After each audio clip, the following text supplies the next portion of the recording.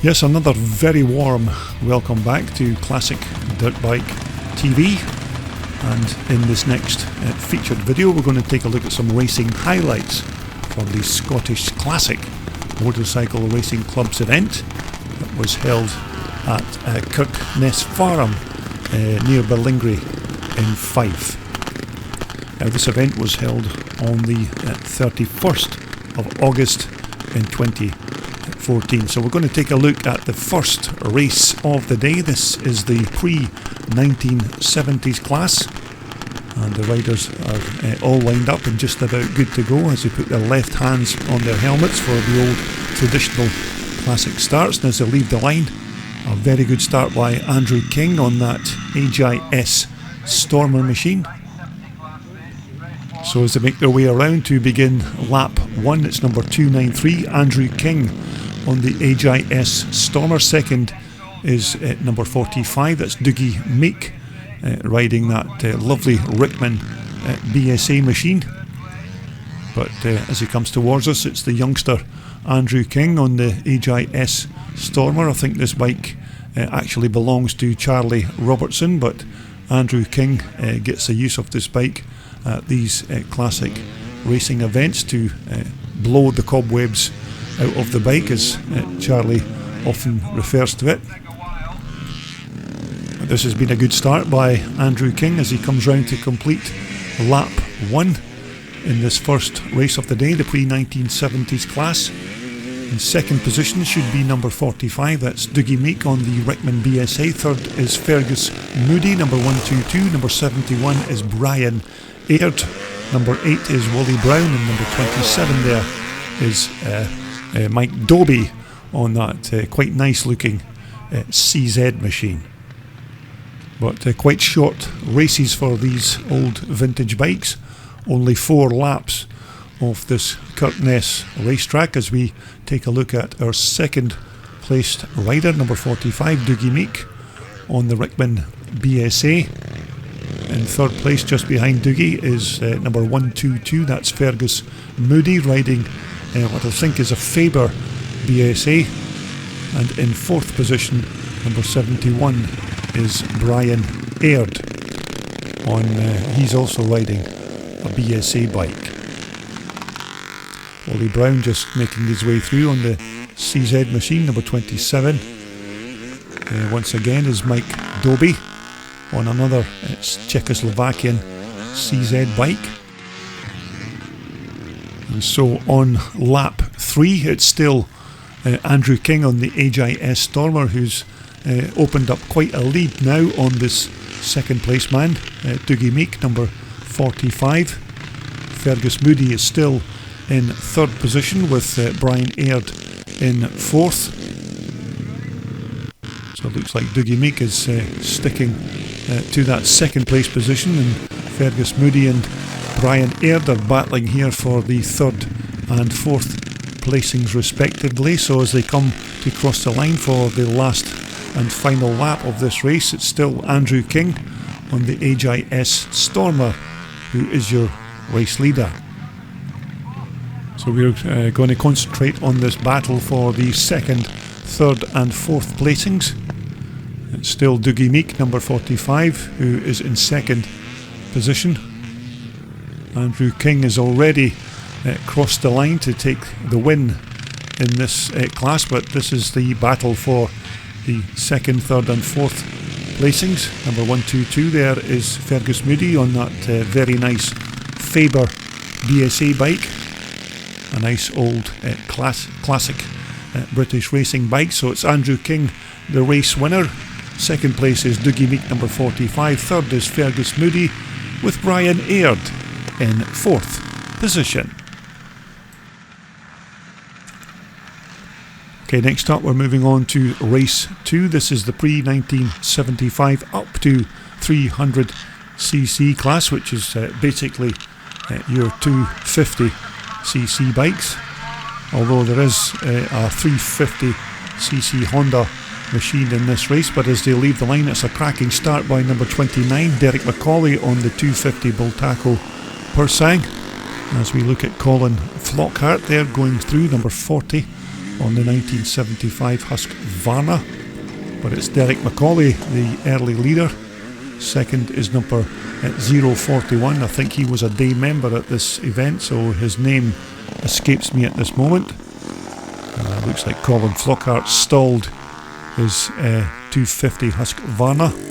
A lovely looking machine this, but should have no problem refiring it up and getting on his way once again. But here's your race leader, number 29, Derek McCauley, on the 250 Spanish-made Bultaco Persang.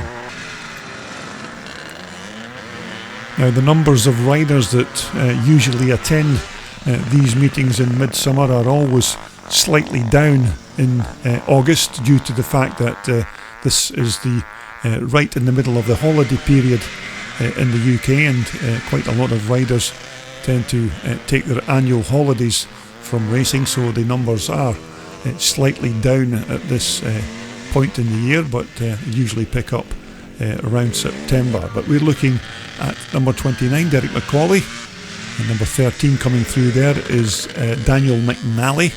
Number 75 is David Loudon. Looks like we've got another CZ that's stalled into one of the corners. It looks like he's got it fired up and on his way once again, but we're looking at Derek McCauley, number 29.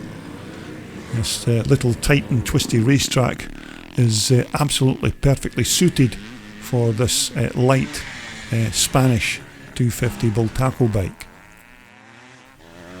So as he makes his way through to complete another lap, it's number 29, the man from Arbroath, Derek McCauley. A very nice looking bike. Now this is quite an interesting machine, this number 57 bike. It's a Husqvarna frame with a Honda 350 4-stroke engine in the frame. It's a lovely looking machine, because I remember having a look at this bike in the paddock before the racing began, and it's a very nice and very well put together machine with that husky frame and the 350 Honda 4-stroke motor. But it's still Derek McCauley, number 29, who's making his way through the Kirkness racetrack at a good rate of knots on his Bultaco Persang. Number 13 there is Daniel McNally on the 250 Husqvarna machine. Daniel's father, Stephen, also rides at this event. We'll maybe get a look at Stephen in action shortly, but young Daniel looks like he's doing very well on his 250 Swedish-made Husqvarna bike. Number 75 there is David Loudon, also riding a Husqvarna. David since then has now moved on to riding YZ Yamaha machines. So it's Derek McCauley still, number 29, your race leader. And as Derek makes his way on his last and final lap of this race, this has been a good ride by Derek on the little 250 Bultaco machine. Doesn't look like there's any challengers to give him any trouble as he comes round to start the final stages of this race. Just a couple of corners to go. Derek can quite easily coast across the line now, but this has been a good ride by the little 250 Bultaco Persang bike.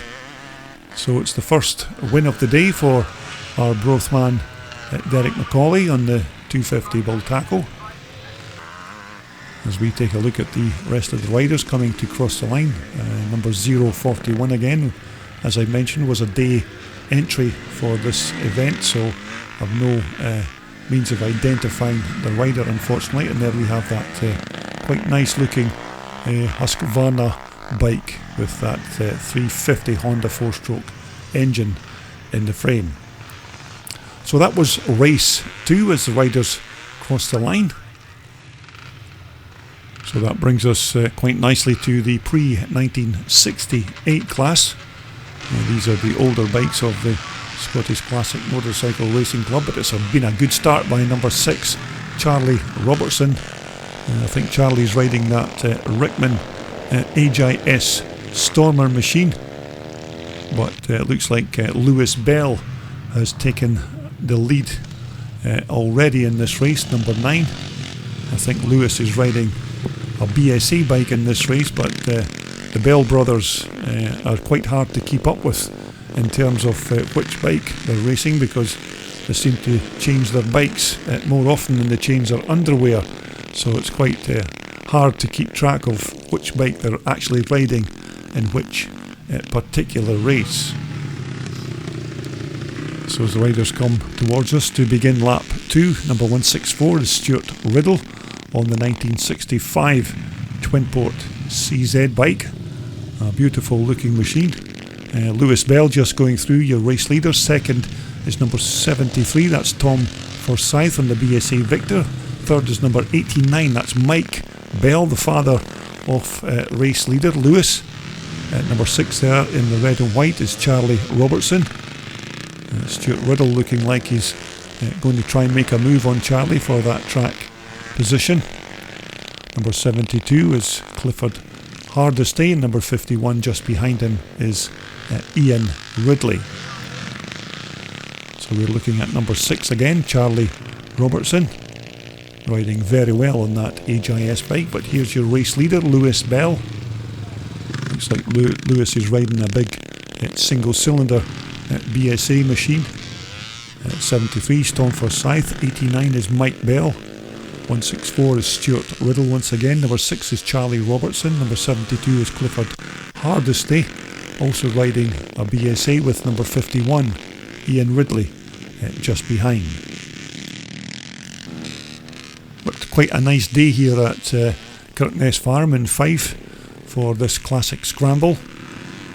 The weather a bit overcast, but thankfully quite dry for the time of year, as we're looking at number 73 Tom Forsyth in second place. Number 89 is Mike Bell. I think Mike's riding a big Tripsa there, the BSA frame with the Triumph engine inside.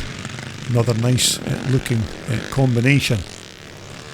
So we're looking at Tom Forsyth as he heads to cross the line to complete another lap in second position. It's Mike Bell in third position as they cross the line. Here's your race leader, number 9, Lewis Bell on the BSA machine.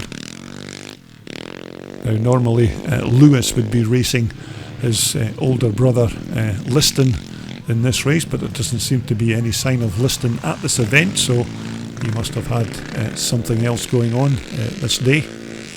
But it looks like Mike Bell is now your second place rider, so Mike is now chasing down his son Lewis at number 9, just ahead of him. So this has been another good ride by Mike Bell, number 89. Tom Forsyth there, number 73, is now down to third place. We're looking at number 89 again, Mike Bell on the Tripsa machine, the Triumph Twin. Another lovely looking old classic racer. And that's the bike, of course, and not Mike himself. It looks like a good scrap there between number 73, Tom Forsyth, and Stuart Riddle for that third and fourth place. Tom Forsyth riding the BSA, of course, and Stuart Riddle just behind on that lovely twin-port CZ. But here's your race leader again, Lewis Bell. Looks like it's going to be an easy run to the checkered flag for the youngster. We take a look at Mike Bell once again in second position, so this could be quite pivotal to have Lewis winning the race with his father in second. But good ride here by Mike Bell at number 89. So it's a win for Lewis Bell, number 89, Mike Bell in second position. Tom Forsyth's going to finish in third, with Stuart Riddle in fourth position. Okay, next up we have the pre-1975 over 350cc. They've already got their left hands on their helmets, so to speak. Sorry for that turn of phrase, but these are the old style scrambling starts from back in the day. Looks like number 0 there, that's Ken Suter on the TT500 Yamaha, who's made a fantastic start in this race. Now this track here at Kirkness, of course, is old school motocross racing with just the natural grassland and a nice little tight and twisty track for these vintage race bikes. So as they all make their way round on lap 1, it's still number 0, Ken Suter, being followed by number 153, that's Jim Allison riding that 1974 CCM bike. Number 136 is Steve McNally. Steve McNally is riding quite a rare KX 400 Kawasaki bike. So as they come round to complete lap 1, it's still Ken Suter, your race leader, from Jim Allison, number 153, and Steve McNally in 3rd position. But this is a good ride by the Forfar man, Ken Suter, up front on that TT500 Yamaha bike. Number 43 coming towards us is Andy Mallock on the 360 CZ. Number 50 there is Les Calderwood riding the Joe Maxwell replica CCM bike from 1974. But it's still the veteran racer at number 0, Ken Suter, your race leader. Ken's riding a fantastic race here as we go into lap 2. Still Jim Allison there, number 153 on the CCM in 2nd position. Steve McNally is looking to try and take that 2nd place from Jim Allison, but Jim Allison still manages to hold on. So it's Ken Suter, number 0 on the Yamaha, leads Steve McNally now on that 360 Spanish bull tackle. These very light and nimble Spanish-made 2-stroke bull tackle machines are quite well suited for this tight and very twisty track here at Kirkness. So as they come round to complete another racing lap, it's still at number 0, Ken Suter. 2nd is Stephen McNally on the 360 bull tackle. 3rd is Jim Allison there, number 153 on the CCM bike.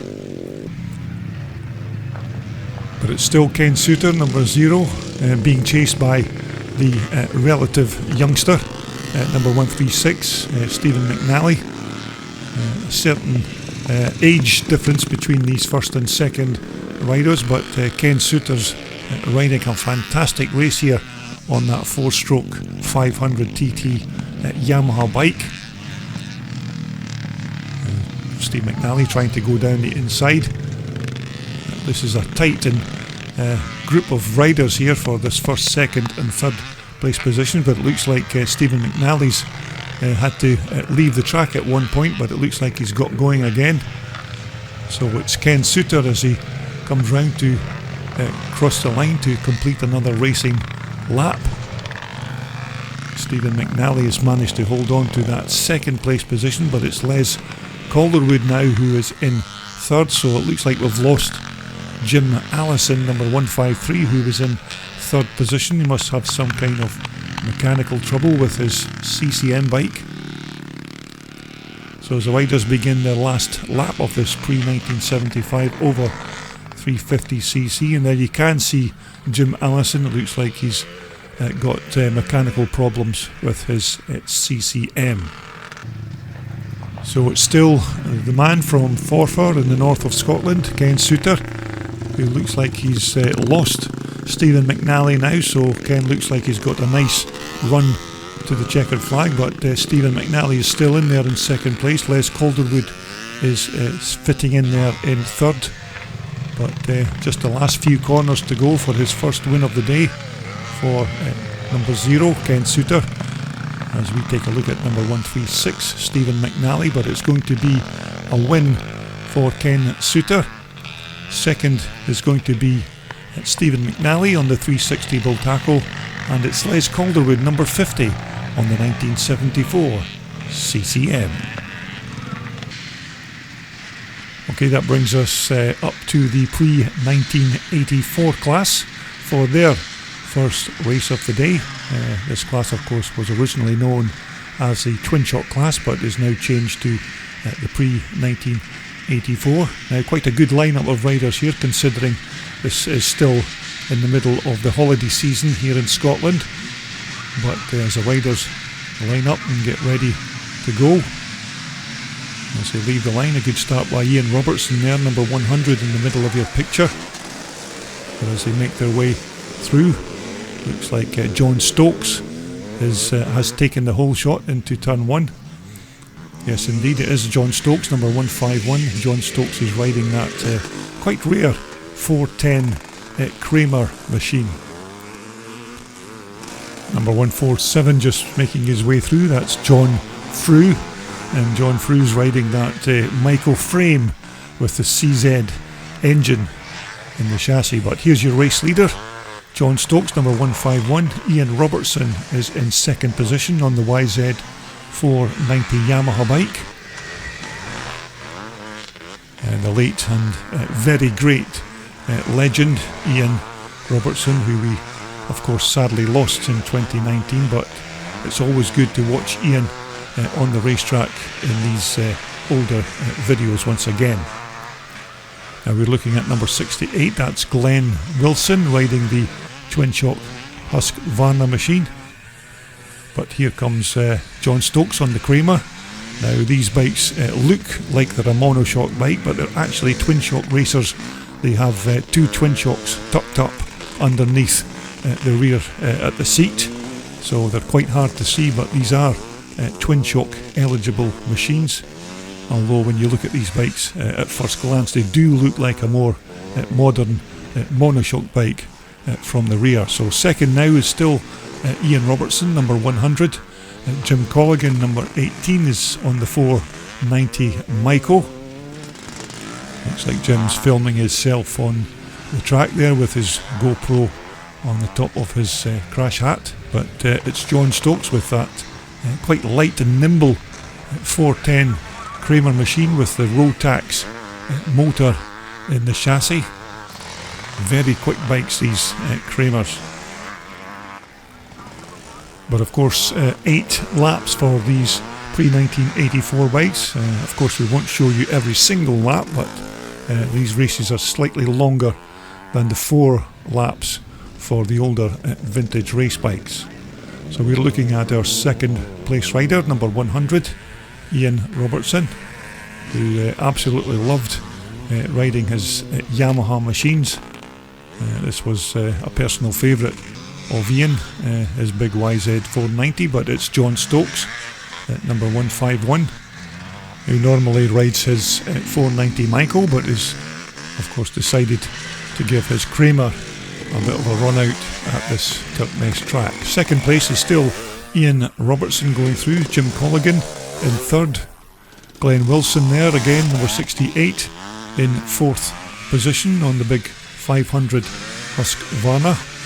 Number 23 is Raymond Thompson on one of his many Michaels. You may remember we featured a few of Raymond's Michaels here on my channel just some time back. Just behind Raymond Thompson, that looks like Mike Doby on the Red Rocket, and number 2 there is Mike van der Meer on the 250 Michael. But it's John Stokes as he heads towards the checkered flag on his last lap of this first pre-1984 class race, so it looks like it's going to be his first win of the day on the Kramer 410. But I do hope you've enjoyed some of the racing highlights from this Kirkness event here at Fife. So as John Stokes exits the last few turns before the checkered flag, it's going to be a win for this man here, number 151. Second is going to be Ian Robertson, and Jim Colligan is going to cross their line in third position. Now I'm going to take a short break now from uploading videos for a time as I set out to film some brand new bikes for my YouTube channel. Now this will be my first filming assignment in almost 18 months because of the pandemic, and these mobile phone pictures are just a few of the new bikes that I'll be featuring here on Classic Dirt Bike TV in the coming weeks. So please hit that subscribe button in order that you don't miss out on any of them. Now these featured bikes are all from the superb Terry Pickering collection, and if you've already taken a look at many of the other bikes I've featured from Terry's collection, then you'll know that these are top quality vintage racers, and so I do hope you'll continue to tune into my channel to take a look at these, because we have some very nice machines coming up, including this lovely Michael 125 which is another beautiful looking restoration. Now we also have this AGI S Stormer machine. I think this is a 410 machine, British made of course, and another good old classic. And Terry also has this very rare Italian Aspes Hoppy 125, which is in absolutely brand new condition. And of course Terry also has another Italian made Beta 250, which is in immaculate condition. Also, we're going to take a look at a bike that's virtually unheard of here in the UK. I think there's only about 1 or 2 examples of these Cannondales in the UK, so we're going to take a look at this bike as well. So I do hope you'll all continue to hit that subscribe button in order that you don't miss out on any of these bikes coming up on my channel very soon. So once again, thanks for watching, and more importantly, thanks for retuning to Classic Dirt Bike TV.